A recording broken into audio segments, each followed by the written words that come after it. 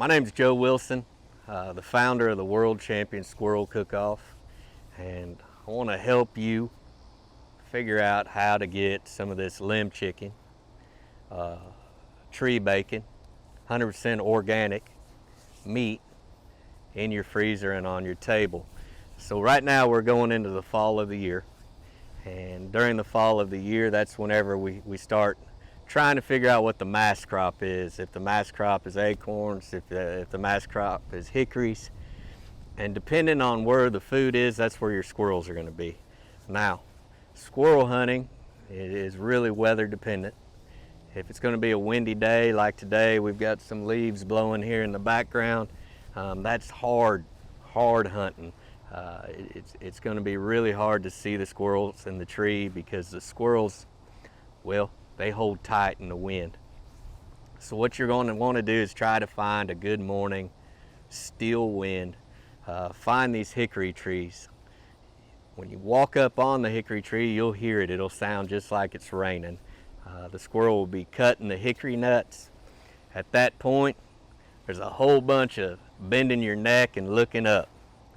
That's probably the most difficult part about this squirrel hunting is having that creak in your neck there from walking around looking up all day. So you're going to look up in the tree, you're going to look for movement. Squirrels' tails are always fidgety, especially whenever they're hungry. If it's windy, you won't be able to detect that. Now later in the year, as we get into the winter, there's no foliage in the trees, you should be able to spot squirrels all over the place. But like I say, the fall is particularly tough. So let's talk about this. Here's what you got. You can sit and wait. Focus in on different trees, especially those hickories, those white acorns, red acorns. You're going to look for that. If you have fruit trees in the area, sometimes peaches, apples, things like that, squirrels will come to that. If you sit, stay still, focus, you'll be able to get the squirrels in that fashion. The other one is stalking. And stalking is meticulously walking around, focusing on these points of the nut trees and trying to see movement. You're very seldom going to shoot squirrels on the ground. If you do, it's probably going to be a red squirrel. Red squirrels spend a lot more time on the ground than gray squirrels. When you talk about your meat quality, red squirrel is going to be a lot tougher. There's going to be a lot more meat on it. It takes you twice as long to skin it. The gray squirrel is our choice meat for filling the freezer and putting it on the skillet. So look for those young grays if you're really wanting to treat people well at the dinner table. If you get that red fox squirrel, that's when we're going to talk about grinding, cutting thin, turning into hamburger, sausage, minced meat. So the gist of it is take your time, grab a kid, grab a non-hunter, teach them the aim small, miss small, because this target here, it's not a deer. It's a little bitty 8-inch target, and you're aiming even smaller. Choice shot in the head or in the shoulder. Front shoulder is pretty much not a lot of meat there to eat. So what you don't want to do is you don't want to shoot it in the flanks or down to the back hip. For one reason, you're not going to kill the animal. Second reason is that's the prime meat.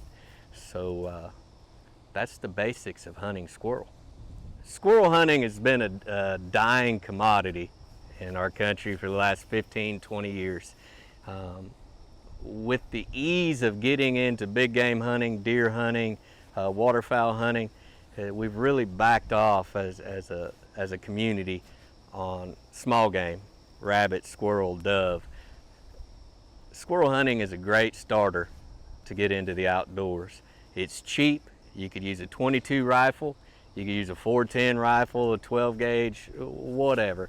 In some areas, pellet rifles are even a legal means of hunting squirrel. When we're getting our youth involved in the sport of squirrel hunting, we're teaching them automatically all the outdoors.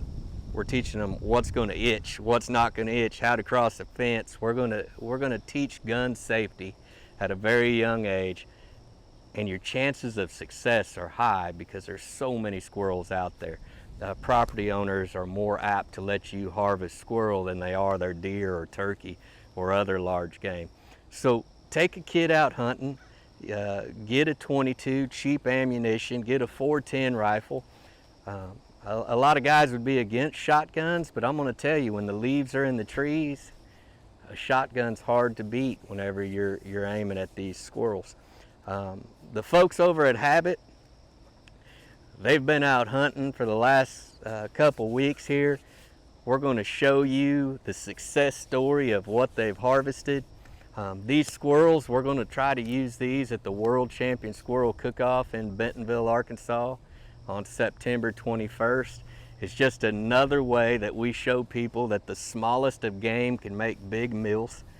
We feed thousands of people. We give a lot of people their first chance of tasting wild game, and it's that limb chicken, the old squirrel. So thanks to Habit Outdoors for having me here. Hey, go out, take a kid, take a novice, take an expert out hunting, but take them out squirrel hunting. Long seasons, big bag limits, and have fun doing it. All right, so as they said in the introduction, we're out here giving it a shot with squirrel hunting this week, and these squirrels will be available at the Squirrel Cook-Off. So let's see if we can find any. It's going to be a hot day, so we'll see. We haven't ran across any yet, but stay tuned.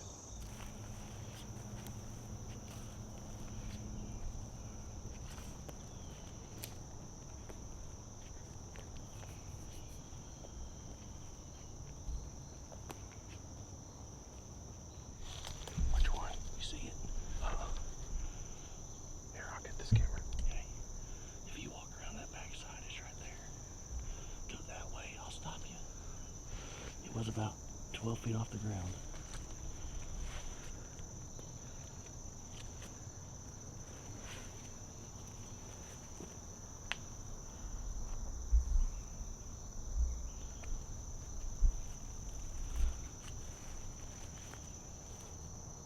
This forked tree right here.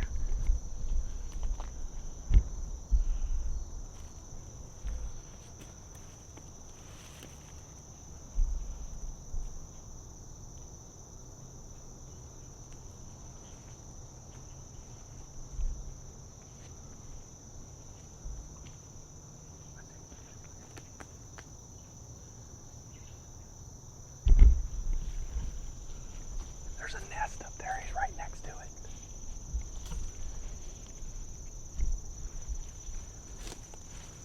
He's out on a limb. He's out on a limb.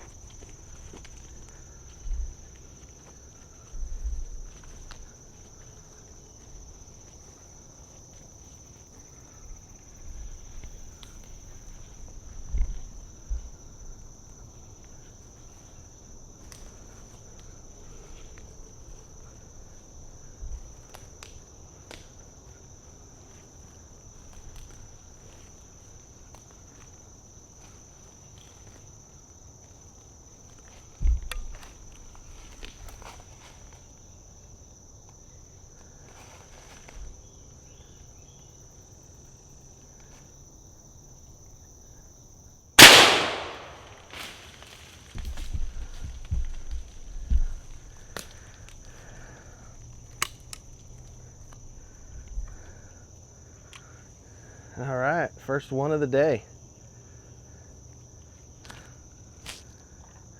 First one of the day. Let's see what we got here. It's like a young gray. Really what you want. So, we got the first one here. Let's do this. All right, we got our first one of the day here. We'll keep easing down this road and see if we can track down some more. So let's do this. My heart is beating a lot faster than I thought it would for a squirrel.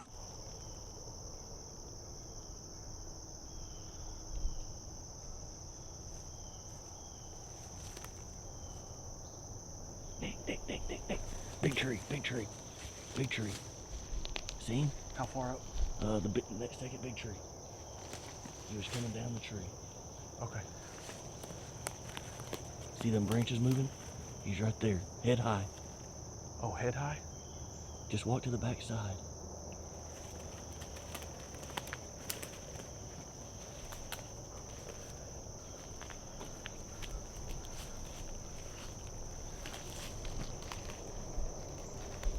Last time I saw him, he was at the Y on the right side of the tree, the split. Down low. Yeah, we let one get away, guys. Let me rephrase that. We let one get away that we know of. We'll see. Well, I guess we won't know how many we let get away that we don't know of.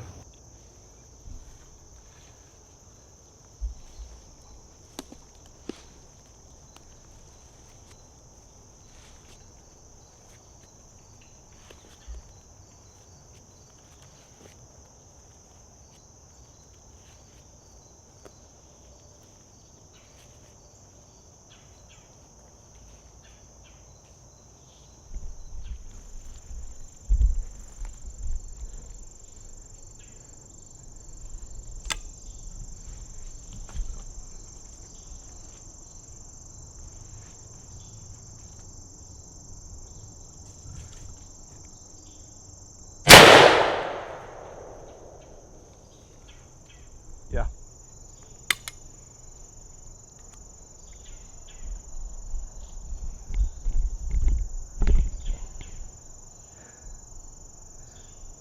I tell you what, there's something to this.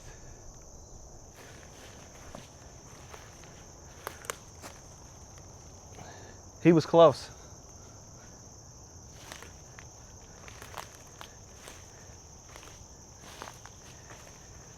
He was close.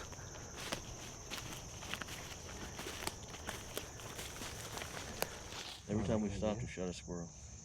Yeah, I know. Kind of makes you wonder why we walk. Mm-hmm. I'm shaking.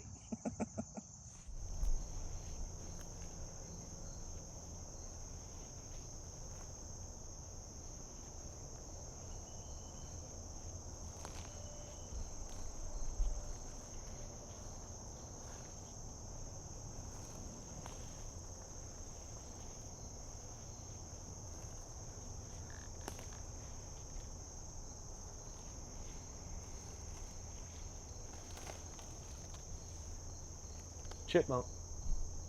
But I snuck up real close. All right, guys, we got a couple squirrels this morning.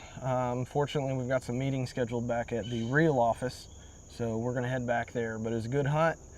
You know, like Joe talked about in the introduction, where we had our success was we'd walk about 50 or 60 yards down the road and we'd stop, stand there for a couple minutes. That's where we got both of our squirrels. So, like Joe said, get out there. It's a great way to introduce kids or new hunters to the sport. Hold on. I think it's a false alarm. Great way to introduce new hunters to the sport. Great way to extend your time outdoors and extend your time enjoying God's creation. So thanks for watching and stay tuned.